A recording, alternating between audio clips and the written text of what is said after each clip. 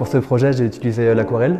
C'est une technique avec laquelle je suis assez à l'aise et que j'aime bien pour son côté un peu, on va dire, hasardeux, quoi.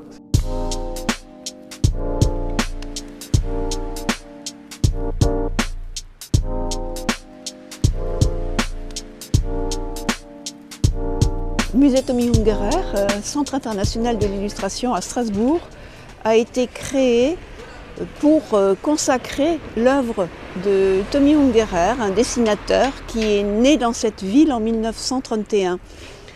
Cet artiste a eu la grande générosité de faire don d'une grande partie de son œuvre graphique.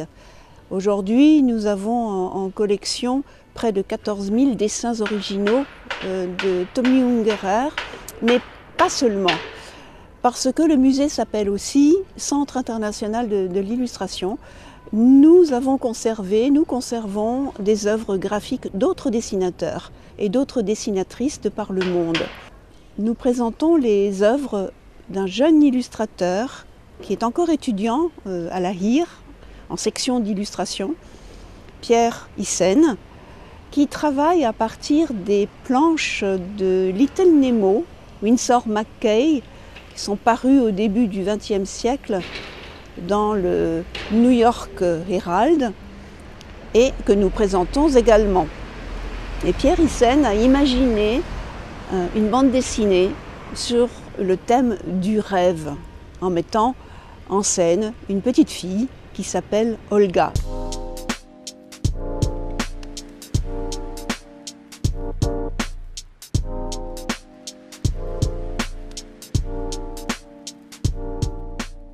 Le but de cette exposition et de ce projet, c'était aussi de montrer au public le work in progress, donc comment moi je travaille et comment on fait en fait une bande dessinée, vraiment du début à la fin. Donc par exemple là, vous pouvez voir, il y a tous les crayonnés de base qui sont affichés pour montrer que la première phase en fait c'est ça, moi, je travaille comme ça. J'écris un scénario et après je jette sur ce papier les compositions générales, les idées, tout ça, pour avoir une assise visuelle.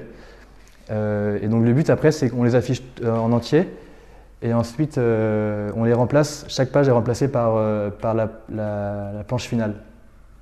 Donc là pour l'instant je suis à 2 planches et ça permet de voir vraiment voilà, comment ça prend forme.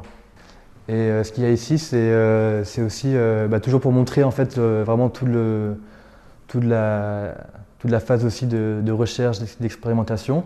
On a attendu ces fils et je suspends soit c'est les ratés, les repentirs, les déclinaisons et pareil, enfin les recherches, quoi, tout ça. Donc on est vraiment à une vue d'ensemble, quoi. Et que ça puisse vraiment dialoguer aussi avec du coup les planches de Winsor McCay. Ça c'est la planche qui va venir après là. Ok, celle-là elle est terminée. Même si je pense que je la referai quand j'aurai fini la série parce que c'est pas encore. Parce qu'en fait j'en rends une chaque semaine aussi, c'est ça qu'il faut savoir. C'est qu'on s'est dit aussi qu'on ferait un peu comme justement McCay, lui, il sortait pas des albums directement. Au début, il sortait une page toutes les semaines dans le même journal. Voilà, une grande page illustrée et du coup, je fais un peu pareil, quoi. J'essaie d'en faire une chaque semaine. Mais ce qui est bien, c'est que, enfin, je l'ai composé comme un livre, comme une édition, mais j'aimais bien aussi le fait que ce soit une planche puisse être aussi une illustration. Ça, c'est un peu l'influence aussi de Tommy Ungerer, donc dans le musée où voilà, lui c'est vraiment ça, quoi. Et puis on voit dans l'image, il y a plein de détails, en fait on peut créer une histoire